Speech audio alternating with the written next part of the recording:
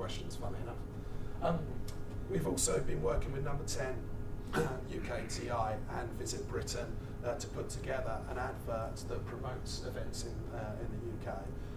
Just working with those three organisations all at the same time, it's a wonder how we ever got it done at all. But essentially what we now have been able to create is an advert that underlines that you will now go to the UK because of the quality of the events that it brings. And we're really delighted to be able to have done that. I'll finish off. And this is one of the challenges that I lay down to anyone looking to enter the events industry. The challenge is, first of all, to stay creative and remember that you're part of the creative industries.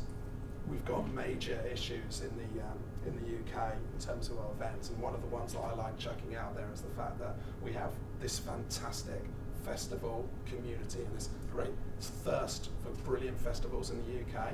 Unfortunately, we have this terrible weather, and if someone can solve that creatively, it's one of the things I won't bring to our own industry. I think we're all a bit long in the tooth, but I think that's what you ask a student to do. I reckon they can do it. And then lastly, just to see the bigger picture and understand that they're part of a wider industry and one that they should be justly proud to be entering, and to support that industry as well.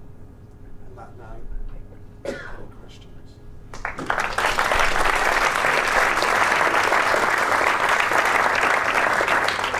And they must be yes or no answers. Well, as it's there. Alistair, well, I'm sorry, I feel very guilty asking you a question because you've done so fantastically well so far. Is it going to be a very long question? No. I just wondered, I really enjoyed that presentation. I wondered, you did touch on this, are we possibly missing a trick slightly? Because you say it's Britain for events.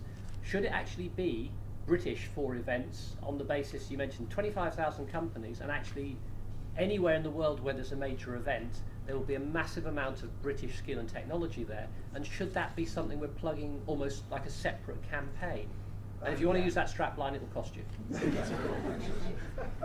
No, you're absolutely right. I mean, the time has come for this to stop being an internally facing campaign and start to be one about inbound. We think we're doing a lot locally, as in within the UK, to help us do that. But there does come a point where we have to go out there and speak to a wider audience, and yes, we will be doing it. I'm not letting you off the hook that easily, Alistair. I have a question about, and it also picks up on something that Nick said about the disparate range of organisations and associations in the industry.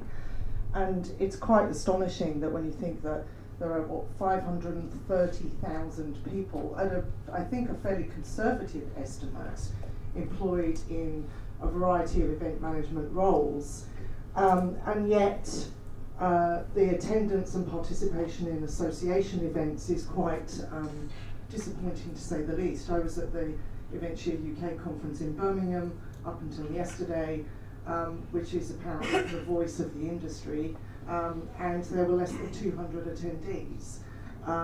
Advertising Week did an event in the UK, in and around London, a variety of different venues. You could argue it was more like a festival of advertising than actually a one-day or two-day conference.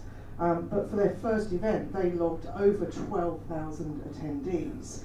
So clearly in the advertising and marketing industry, there's a real thirst and appetite to embrace their community, share best practices, etc. So I'm just curious, from your perspective in the PR industry, any thoughts you have about what we can do to bring our industry closer together?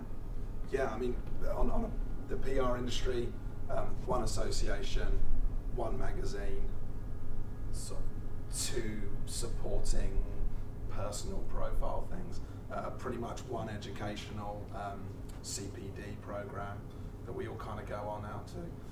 And we're no different from event organisers, I feel, because we work in PR, but we also work for every single industry that we represent as well. So we then go out and do the other stuff as well. I think the event industry can learn a huge amount from other industries as well. I do think also there's a cultural thing as well. I'm not sure how much our industry wants to be educated. I worry sometimes, and I think it starts here. I think it's almost like Jamie Oliver says, this generation is kind of lost. But actually, I think we need to encourage the next generation to hold their qualifications and their continuing professional development dear, and to continue to want to do that. One of the things from a PR perspective is, this sounds really horrible, but actually something needs to go really wrong for that to happen. Someone needs to, cock up majorly, and for things to go really wrong before someone starts looking at our industry and says, you are not educating yourself continually. There's no process for it. I've got someone looking after 5,000 people with no qualifications. Why? No CPD, why? And I think that's where it starts here, and I think a lot of the professionalism will come through as well. But from a PR perspective, I would advise we organise a major tragedy and see if we can get something out of that. We're too small for that. Our fees are very reasonable.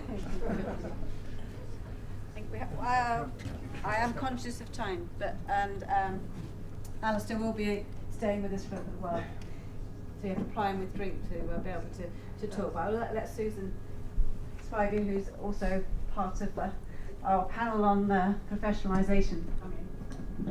But I'm not going to speak on that. I'm going to leave that to this afternoon. Alistair, I'd just like to pick up on your point. Is it a tourism industry or is it a business industry? And something that has been over the years, discussed in the global business event. I had to write this down because I had to get it the right way around. Having been an international event organiser, and the choice of location is often driven by a number of reasons: business reasons, professional reasons, often with the tourism profile in mind. But the event organiser will use these to full effect for that specific event, be it an international congress, exhibition, etc. However, if asked, they would never describe themselves as being part of tourism. Now, I know that many of the universities here have events as part of the tourism story, because at European level in the Commission it is in tourism. My personal view is that I see tourism as part of the offering to increase and enhance the profile of our major events, and does a lot for them. But I open it to the floor as to get some views on it. Thank you. Thank you. Another contentious issue, isn't it? Yeah, So what's your answer then, Alistair? I must say, I think Nick kind of hit that on the head earlier, because I think if we get our act together and we do talk consistently, there's absolutely no reason why we can't sit across all the industries as well that we represent, whether that's medical, university, biz, tourism. It's for me, it's a phenomenal opportunity.